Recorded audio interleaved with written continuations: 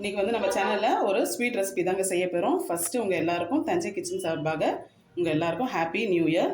இன்றைக்கி வந்து வருஷம் நாள் நம்ம ஒரு ஸ்வீட்டோட ஆரம்பிக்கலாம்னு சொல்லிட்டு தான் இந்த ஸ்வீட் ரெசிபி செய்ய போகிறோம். என்ன செய்ய போகிறோம்னா குலோப் ஜாமுன் தான் செய்ய போகிறோம்.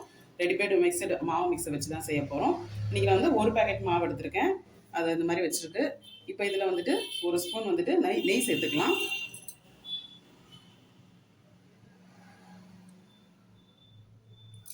நெய் சேர்த்து ஒரு வாட்டி நல்லா கலந்துருங்க. இப்போ இதில் லைட்டாக நம்ம தண்ணி தெளித்து நல்லா சாஃப்டாக ஒரு மாவு பதத்துக்கு பிசைஞ்சு எடுத்துக்கலாம். லைட்டாக தண்ணி தெளிச்சுக்கணும், ரொம்ப நல்லா லைட்டாக தண்ணி தெளித்து மாவு பக்குவத்துக்கு பிசைஞ்சு எடுத்துக்கலாம்.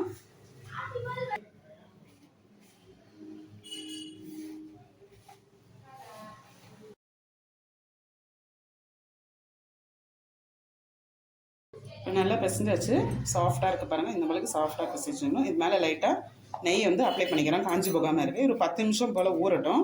இதை மூடி வச்சிடலாம். நெக்ஸ்ட் இப்போது அது நம்ம 10 நிமிஷம் போல் ஊற வச்சுருக்கோம். அதுக்குள்ள சுகர் சிரப் வந்து ரெடி பண்ணிக்கலாம். அதுக்கு 3 கப்பு வந்து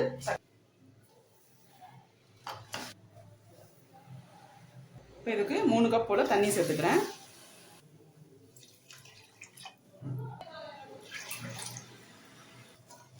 இப்போ இது சக்கரை ஃபுல்லாக கரையட்டும். கரைஞ்சி பிசு பிசுப்பு தன்மை வரணும், அந்த அளவுக்கு நம்ம கொதிக்க வச்சு எடுத்துக்கலாம்.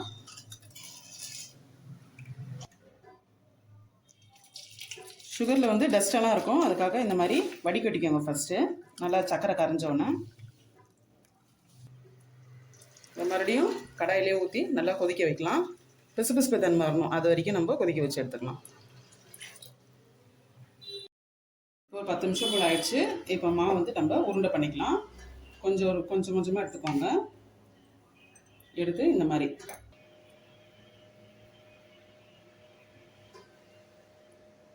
உருண்டை பண்ணி வச்சுக்கலாம் எல்லாத்தையும். அவ்வளோதாங்க, எல்லாம் உருண்டை பண்ணி எடுத்தாச்சு. இதே மாதிரி எல்லாத்தையும் உருண்டை பண்ணி வச்சாச்சு. இப்போ நெக்ஸ்ட் வந்து பொரிக்க ஆரம்பிக்கலாம். இப்போ பொரிக்கிறதுக்கு எண்ணெய் நல்லா காஞ்சிருச்சு. எண்ணெய் வந்து மீடியம் ஃப்ளேமில் வச்சுக்கோங்க, ரொம்ப ஹையாக வைக்க வேண்டாம். மிதமான சூட்டில் இதை இப்போ பொரிச்சு எடுத்துக்கலாம். ஒன்று உள்ளே சேர்த்துக்கோங்க.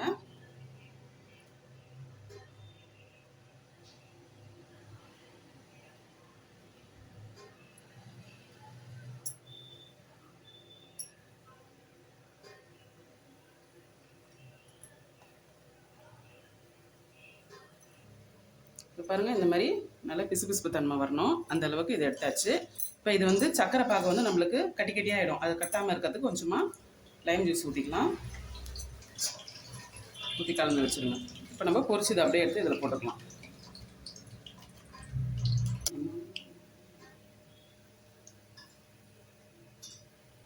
இதெல்லாம் நல்லா இந்த மாதிரி கலர் சேஞ்ச் ஆனோன்னு எடுத்துக்கலாம்.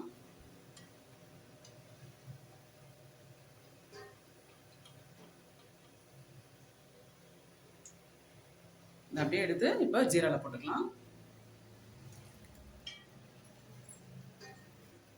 நெக்ஸ்ட்டு மீதி இருக்கிறதையும் சேர்த்துக்கலாம்.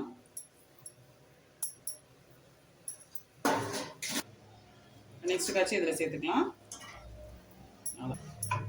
பாகு நம்மளுக்கு சூடாக இருக்கும் போது நீங்கள் இதே போட்டிங்கன்னு வச்சுக்கோங்களேன். பார்த்துங்க, போட்ட உடனே எப்படி கொஞ்சம் நம்மளுக்கு ஊறிடுச்சு பாருங்கள். ஒரு 3 மணி நேரம் இருந்தால் போதும், இது சூப்பராக ரெடி ஆகிடும். இல்லாட்டி நைட்டு செஞ்சு வச்சுட்டு நீங்கள் காலையிலையும் சாப்பிட்லாம். சூப்பராக ரெடி ஆகிடும். இதே மாதிரி நீங்களும் ட்ரை பண்ணி பாருங்கள். எப்படி இருந்தது கமெண்ட்டில் சொல்லுங்கள். இந்த வீடியோ உங்களுக்கு பிடிச்சிருந்தா தஞ்சை கிச்சன் கலாட்டாவை ஃபாலோ பண்ணிக்கோங்க அண்ட் சப்ஸ்கிரைப் பண்ணிக்கோங்க. ஒன்ஸ் மோர் உங்கள் எல்லாருக்கும் தஞ்சை கிச்சன் சார்பாக ஹாப்பி நியூ இயர்.